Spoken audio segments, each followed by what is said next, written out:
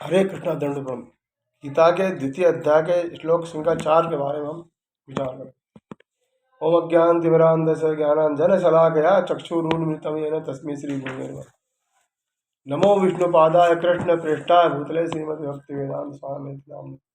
नमस्ते सरस्वती देवी गौरवाणी प्रचारणे निर्विशेष शून्यवादी पाश्चात्य। जय श्री कृष्ण चैतन्य प्रभु नित्यानंद श्री अद्वैत गदाधर श्रीवासादि गौर भक्तवृंद। हरे कृष्ण कृष्ण कृष्ण हरे हरे, हरे राम राम राम। श्लोक संख्या में 4 गया है। अर्जुन उवाच कथम भीष्ममहं संख्ये द्रोणं च वधिसूदन इषुभिः प्रतियोत्स्यामि पूजार्हा वधिसूदन। अर्जुन ने कहा, हे शत्रुअंता में, हे मधुसूदन, मैं युद्ध भूमि में किस तरह तथा भीष्म तथा द्रोण जैसे पूजनीय व्यक्तियों पर उलटकर बाण चलाऊंगा। भीष्म पितामह तथा द्रोण जैसे सम्मानीय व्यक्ति सदैव पूजनीय होते हैं। यदि आक्रमण भी करे तो उलटकर उन पर आक्रमण नहीं करना चाहिए। यह सामान्यतः शिष्टाचार है कि गुरुजनों से वाक युद्ध में न किया जाए। यहाँ तक कि यदि कभी यह रुक्ष व्यवहार करे तो भी उनके साथ रुक्ष व्यवहार नहीं किया जाए। तो फिर भला अर्जुन उन पर बाण कैसे छोड़ सकता था? क्या कृष्ण कभी अपने पितामह नाना उग्रसेन या अपने आचार्य सांदीपनि मुनि पर हाथ चला सकते थे? अर्जुन ने कृष्ण के समक्ष यही तर्क प्रस्तुत किया। इस श्लोक में अर्जुन कृष्ण के समक्ष युद्ध न करने के पक्ष में प्रबल तर्क दे रहे थे। पिछले श्लोक में अर्जुन ने कहा था कि वे कायरता तथा कृष्ण ने अर्जुन से कहा था कि कायरता दुर्बलता छोड़कर युद्ध कर। अब अर्जुन सोच रहे हैं कि उन्होंने प्रथम अध्याय में युद्ध न करने के पक्ष में जितनी बातें कही थी उन सारी बातों को भगवान कृष्ण ने कूड़ा करकट कर रिजेक्ट कर दिया।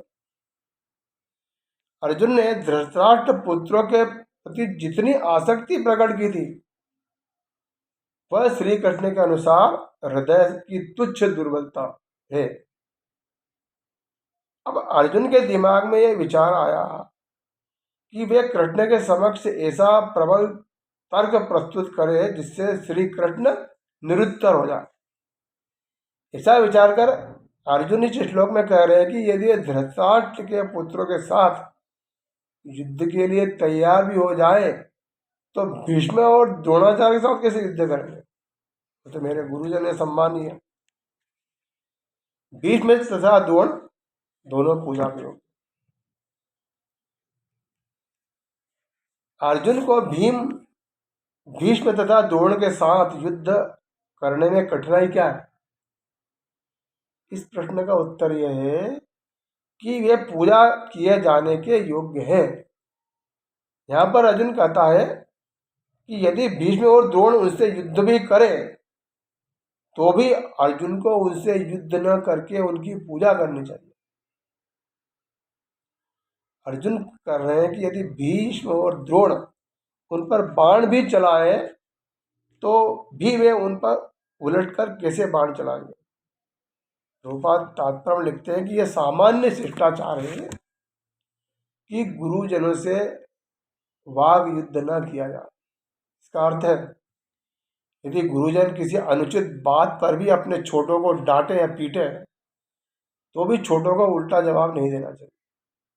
इस प्रकार हम देखते हैं कि अर्जुन भीष्म तथा द्रोण के साथ वाणी से भी युद्ध नहीं कर सकते थे, फिर बाणों से युद्ध कैसे करेंगे?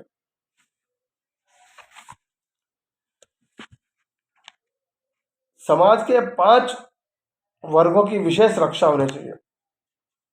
सामान्य शिष्टाचार के अनुसार व्यक्ति को समाज के 5 वर्गों की विशेष रूप से रक्षा करनी चाहिए। वो है स्त्री, बालक, वृद्ध, ब्राह्मण और गाय गोमाता।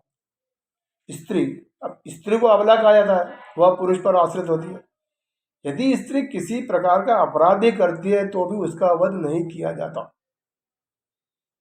इस संबंध में रामायण की एक प्रसिद्ध घटना की चर्चा की जा सकती है, जिसमें कैकेयी के दुष्ट व्यवहार के कारण राम का वनवास तथा महाराज दशरथ की मृत्यु हो गई। ऐसी स्थिति में भरत जी ने अपनी माता कैकेयी की बहुत निंदा की, परंतु कोई शारीरिक दंड नहीं दिया।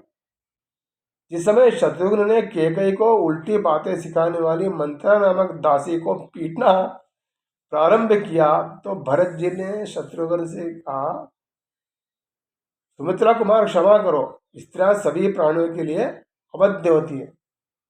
यदि मुझे यह भय न होता कि धर्मात्मा श्री राम मात्रधारी समझकर मुझसे घृणा करने लगेंगे तो भी मैं इस दुष्ट आचरण करने वाली पापिनी कैकेयी को मार डालता। इस प्रकार हम देखते हैं कि यद्यपि स्त्रियां सामान्य रूप से अवध्य होती है, परंतु यदि वे निरंतर विनाशकारी कार्य करने में लग जाएं तो उनका वध होना चाहिए। दूसरा है बालक। समाज में बालकों की रक्षा की नितांत आवश्यकता है। यदि बालक किसी प्रकार का अपराध भी करता है तो भी उसका वध नहीं किया जाता। फिर वृद्ध। समाज में वृद्धों की रक्षा की अत्यंत आवश्यकता। यदि वे किसी प्रकार का अपराध भी करते हैं तो भी उनका वध नहीं किया जाता। यद्यपि धृतराष्ट्र ने अपने पुत्र दुर्योधन के साथ मिलकर पांडवों को मार डालने का षड्यंत्र रखा, परंतु फिर भी महाभारत युद्ध में धृतराष्ट्र के सभी पुत्रों के मारे जाने के बाद युधिष्ठिर महाराज धृतराष्ट्र का अत्यंत सम्मान करते थे। पांडव लोग सभी कार्यों में धृतराष्ट्र की सलाह लेकर कार्य करते थे और उनकी आज्ञा के अनुसार चलते थे। अगला है ब्राह्मण। समाज में ब्राह्मण की रक्षा की अत्यंत आवश्यकता, परंतु ब्राह्मण उसी व्यक्ति को कहा जा सकता है जिसके अंदर ब्राह्मणत्व के गुण हो। ब्राह्मणों में शांत भाव की प्रधानता होती है। ब्राह्मणों की पूजा करने से व्यक्ति को आयु, कीर्ति, यश और बल की प्राप्ति होती है। यदि ब्राह्मण किसी प्रकार का अपराध भी करे तो भी उनको किसी प्रकार का दंड नहीं दिया जाता। अगला है गौमाता। समाज में गौमाता की रक्षा की अत्यंत आवश्यकता। शिला प्रभुपाद चैतन्य चरित्रामृत में लिखते हैं कि वैदिक शास्त्रों में गाय को माता कहा गया है, अतएव सदा सर्वदा के लिए माता है। ऐसा नहीं है कि वैदिक काल में तो माता थी और इस युग में माता नहीं थी।